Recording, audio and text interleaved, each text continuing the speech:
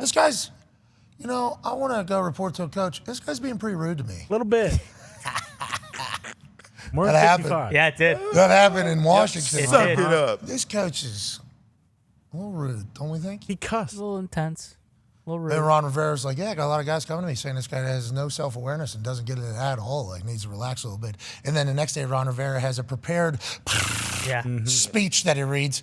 And we're not going to run the video because it's actually 2.5 minutes long. Yep. And we have a 3-hour show. We don't have 2.5 minutes to listen to Ron Rivera talk about how he misspoke, about how he was talking about Eric Bieniemy. And I'm excited to see how they kind of manage that. Ron Rivera in an interesting spot. I think new owners would fire him, because old ownership and old transition, he goes in there and that place is on fire. Right and away. he is somehow supposed to put players onto a field all rowing in the same direction. Then he beats cancer, Yep. right, during the season. During. Then he is a part of the naming of the team, Sure. seemingly a part of the entire operation. Like, okay, this is the face of the Washington Commanders. New owners come in, and, Ron Rivera's ex-player, so I love that he's had success for a very long time. He's been very good to us. His teams have not been very good. At all. And it's not his fault. Like, we've heard everything that has happened in Washington. Might be his fault, but we've heard everything happening behind the scenes. The fact that they even got a team onto the field, every single week Yeah.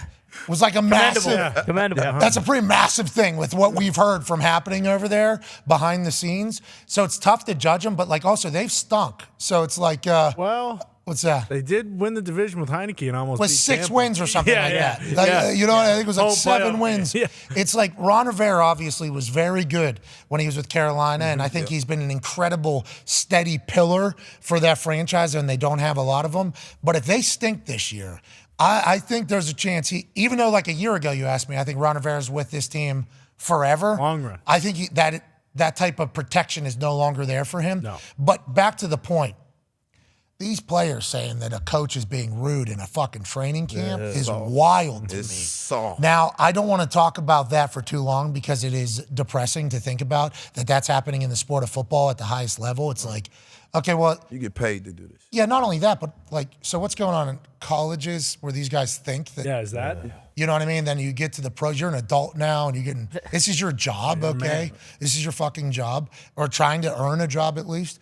And you're just like, you're just being rude to me. It's like, yeah, no shit, it's combat sport, bro.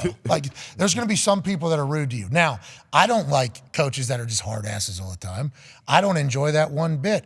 But at this particular stage of training camp, that is a tough thing to go, being comfortable enough to be like, hey, head coach, this guy's being pretty rude to me. Yeah. You got to be very. I couldn't imagine. You got to be so comfortable that you're not going to ever get fired Get or cut immediately. motherfucked anything. That's the big story from this whole thing for me. And I don't want to judge the modern day too much, but that was wild to me to kind of see that whole thing. And maybe it is no self-awareness, but just initially when I saw that, I was like, oh, okay, so these are like some actual dudes on the offense then. Right. Has to be. It'd Gotta have be to be offense. Yeah, it'd have to be a guy who's comfortable So enough. Terry McLaurin? See, and then him and Bieniemy had the nice dap up. I don't think Terry McLaurin's doing it, but you would imagine that it would have to be someone who is comfortable enough knowing Probably that playing like shit. I'm not going to get cut if I go say this. But then that's the other thing. It's like you look at college football, yeah, sure, it's probably not the same as it was 20 years ago. But guess what? Guys are getting motherfucked everywhere.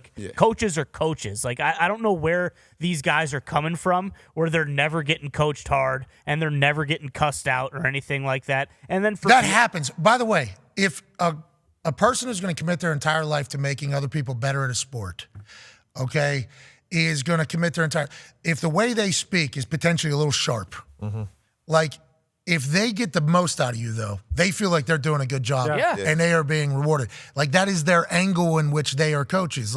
You start thinking about anybody that's in a position of motivation or mentor, they're all trying to get the best out of people. Now, some people are not good at it. Right, Okay? of course. And they're assholes, and they're not good. Those people you hope will get fired. Those are people after at least a display of success or failure with the whole process, then I think people complain about, especially at like the professional level, because, this person's ruining my career as well. Right. Yeah. And he's an asshole. So it's like bad and an asshole. We haven't even played a game yet. We're 2 weeks into training camp. Yeah. And they're complaining about this guy who just got here, and your team has stunk for, it's hard optically from outside looking in to have any empathy at all for the players. But with that being said, gotta keep an eye on it. Yeah. Gotta keep an eye on It's it. gonna be a disaster. Could you Bieniemy, Do you too. imagine how like Bill? One half of the hammer, Dahn. Cowboys tone Do you dicks. imagine like a player going to like Bill or Tomlin or Harbaugh, and saying this, like how they would react? Hey, real quick, don't fucking come into my office like that. Yeah. You go directly to that person. Right. No, And you're I hired him. I hired him, right? Yeah, Ron didn't say any of that, right?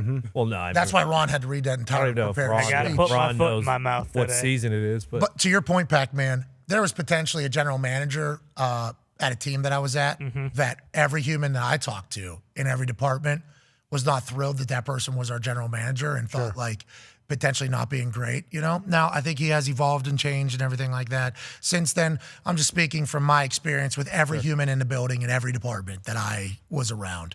So I was like, you know what? I'm one of the only humans that can just go up to Jim and I'm going to say, hey, and everybody was like, yo, Jim hired him. Right. So you got to remember, like when you say that, to your point, you're going like, so now there's a chance that old Jim would feel attacked. Yes. For that Questioning. because that's his decision. So to your point, are these players Ron Rivera just hired this guy, like 2 months ago, 3 months ago, and all of a sudden the players like this guy and it could have been perceived as a shot at Ron Rivera too. Yes. Players didn't even think about. I didn't even think about that until it was like late on. I'm like, oh yeah, good. That's a very good call. I didn't think about it. You already know this question already came up between him and Ron because this already been an issue. Sure. Everybody knows how he coached. He coached hard. He expect everybody do it his way, the same way, one beat, one drum. So everybody knew what they signed up. That's also how Andy Reid is too, right? Yeah, so that's Shit, why. Ryan Reid is all 90% of the greats are like that. So let's talk about that because, like, whenever the Patriots coaches would come out from underneath the Belichick umbrella, they would try to implement. Now, they would all be head coaches.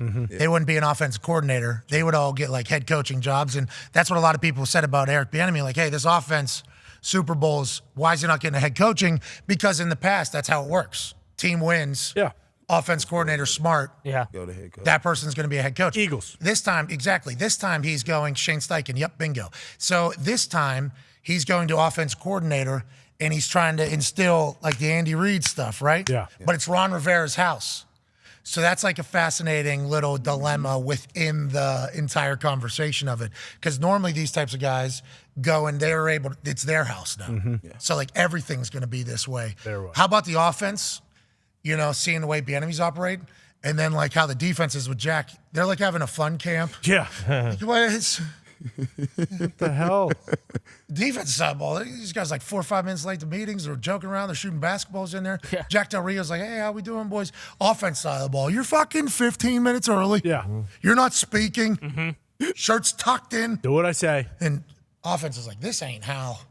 Hey, Ron, the fuck? What happened? Is going on here? It's like, because that's interesting because it's not the entire program. Yeah. It's just the offense getting the outside mentality dropped into it.